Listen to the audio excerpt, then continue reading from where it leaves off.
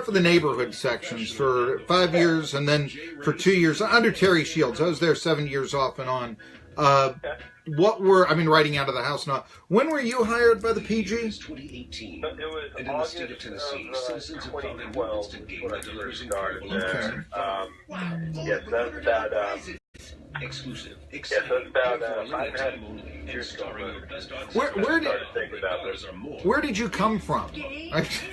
Your mother's womb, obviously, but no, later than that, yeah. Oh, yeah. So I was a recent college grad.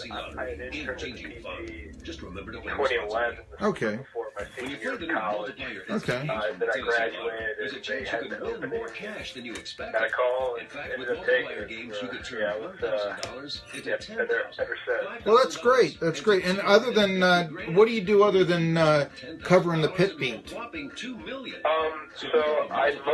the primary beat is basketball. I do help out with the pit football. So basically, it's pit from probably like August until April. Okay. And then during the summer, it's kind of, it's not just keeping tabs on pit, but sort of just helping in whatever way I can. Sure, they'll give you like a general assignment. Game, yeah. Like that, yeah. Yeah, and all that. Okay. Yeah, I get you right there. Yeah.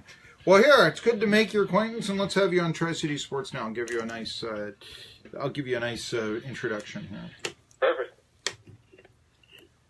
I'm biased.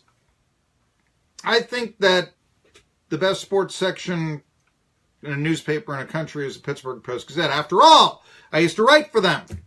Guy who might agree covers Pitt basketball for the PG.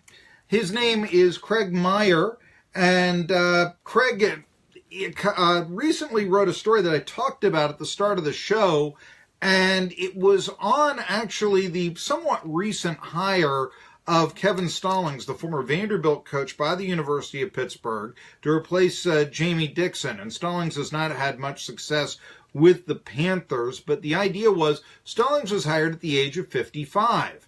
And that is kind of long in the tooth for a college basketball hire. Everybody in Johnson City is afraid of the future of ETSU without Steve Forbes, but Forbes is going to be 53 next year. So I want to ask, first off, Craig Meyer, what was the inspiration to write this piece where you looked at and you found out that in major college basketball since 1999, 187 college basketball hires, but only 19 of the hires were 55 or over. What was the impetus to come up with this idea? Yeah, so basically when Kevin Stallings first got hired, there was quite a bit of a backlash here in Pittsburgh, which, I was a couple months away from covering Pitt, but I definitely understood it because for months they had, for your days from the time Jamie Dixon left for TCU, you heard names like Sean Miller or Andy Enfield, guys like that, and then the process sort of abruptly ends with Kevin Stallings, who there were reports out of Nashville that he was going to potentially be fired at Vanderbilt. So I definitely understood why people didn't like the hire. Personally, I thought it was a strange hire. But I think part of, one thing that I thought of in that moment was, I had seen where he was 55, and I was thinking to myself, okay, if he were 45 with proportionally similar accomplishments, so, maybe a Sweet 16 under his belt, 4 or 5 trips to the NCAA tournament, would fans have reacted differently? Because I think so much, and the language can be kind of coded where you hear people talk about, we need a charger, we need a young up-and-comer who can recruit really well, who works hard and has energy.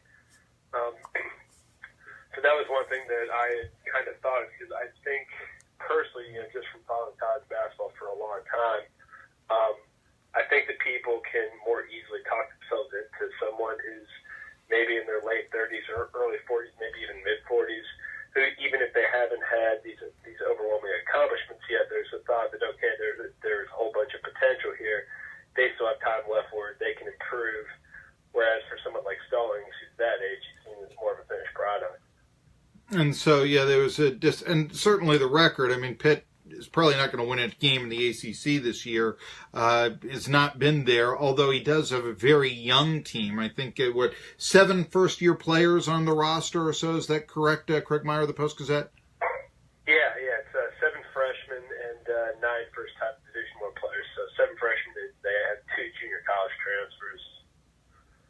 Okay, I was reading before today, and I had seen some people that talk about coaching hot seats, and he had been upgraded from warm to your seat is on fire, sir. Now, usually you give a coach 3 years, especially if they're, if you have such a young team this year, but with no victories in the ACC and just getting blown out seemingly every game, is Stallings going to make it to next year? I think it's very much still to be determined. Going into the year, even 2 months ago, I would have said no way, or I would have thought a very small chance of it. Just because as you touched on there, it's so rare that a coach, for pure performance reasons, gets fired after 2 years. I know people in Tennessee are familiar with Donnie Tyndall. He got fired, for NCAA reasons, but usually it's guys like Billy Gillespie at Kentucky. It's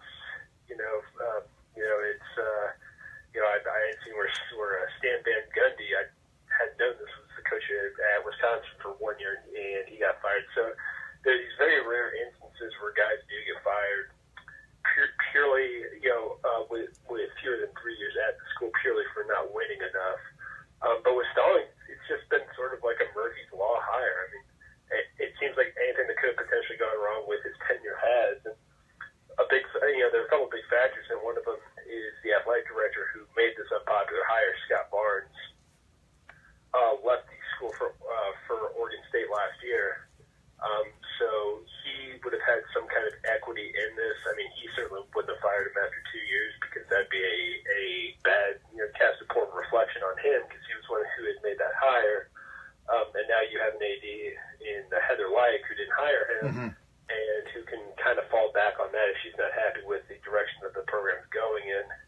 And then, the Peterson Event Center, Pitt Place, used to be one of the most raucous, intimidating venues in college basketball. And they're only getting, I think in ACC games this year, they're averaging maybe about 5,000 fans a game in a 12,000 seat venue. So that's a lot of lost ticket revenue. I feel like there's part of me that feels like I feel like these coaches generally do deserve at least 3 years, but in a case like this, sorry, my dog's going crazy. That's fine.